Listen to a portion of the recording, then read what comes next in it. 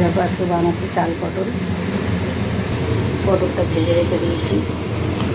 এখানে নিয়েছি মশলা, টমেটো, আদা বাটা, একটা তেজপাতা, এখানে চালটা দিয়ে রেখেছি।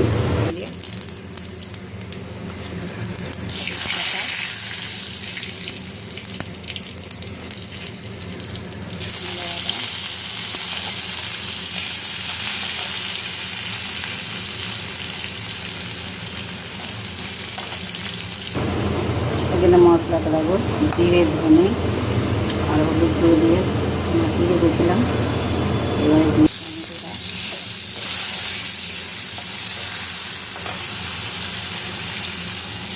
মশলাগুলো নাড়াচাড়া হয়ে গেলে তেলটা বেরিয়ে আসবে। তেলটা বেরিয়ে এসছে, দিয়ে দেবো ভেজে রাখা চালটা। মশলাটা কষানো হবে 5 মিনিট মতো। মশলা থেকে তেল ছেড়ে গেছে, এটা দিয়ে দিলাম ভেজে রাখা পটলটা। এটা একটু নাড়াচাড়া করে নিয়ে দিয়ে দেবো নুন। আমাদের স্বাদ মতন জন্য নুন দেবে।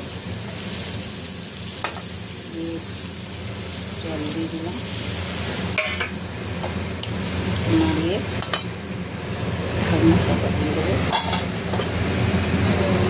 এটা একটু ঢাকনা চাপিয়ে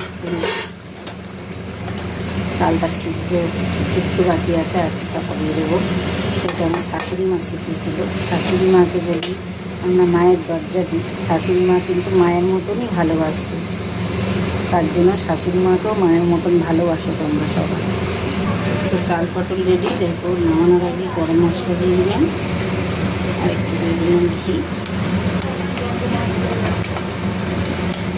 আজকে রেসিপি চাল দিয়ে পটল দিয়ে হয়ে গেল।